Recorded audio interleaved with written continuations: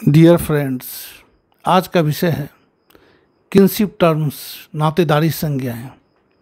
प्रत्येक समाज में अपने संबंधियों की पहचान, वर्गीकरण तथा संबोधन करने के लिए विशेष शब्द या प्रतीकों का प्रयोग किया जाता है, जिसे नातेदारी संज्ञाएं या नातेदारी संबोधन कहा जाता है।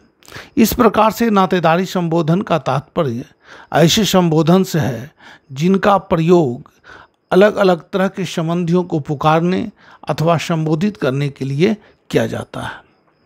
सर्वप्रथम मॉर्गन ने ही इरोक्वा अमेरिकी इंडियन के अध्ययन के आधार पर नातेदारी संबोधन की संकल्पना को स्पष्ट करते हुए इसे दो भागों में विभाजित किया।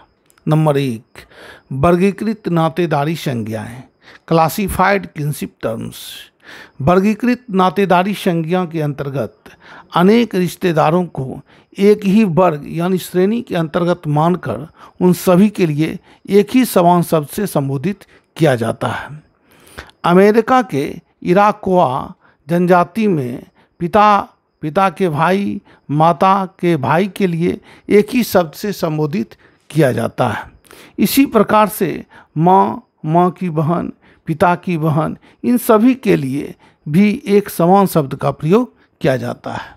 सेमानागा जनजाति में माँ, मौसी, ताई, चाची सभी के लिए अजा शब्द का प्रयोग किया जाता है, जबकि पिता, चाचा, ताऊ, मौसा के लिए अपू शब्द का प्रयोग किया जाता है। कुकी जनजाति में सभी प्रकार के पुरुष सदस्य के लिए हेपू शब्द का प्रयोग किया जाता है। आधुनिक समाज में भी अंकल, आंटी तथा कजिन जैसे शब्दों का प्रयोग किया जाता है। नंबर 2, विशिष्ट नातेदारी संज्ञाएं, पार्टिकुलर किनशिप टर्म्स। इसके अंतर्गत किसी विशेष नातेदार को किसी विशेष नाम से या विशिष्ट नाम से पुकारा जाता है तथा उस संबोधन से उस विशिष्ट व्यक्ति की पहचान होती है। उदाहरण स्वरूप, पिता शब्द से केवल उसी व्यक्ति की पहचान होती है जिसने जन्म दिया है।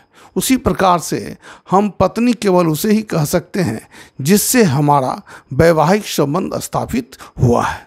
इसके पीछे क्या कारण है?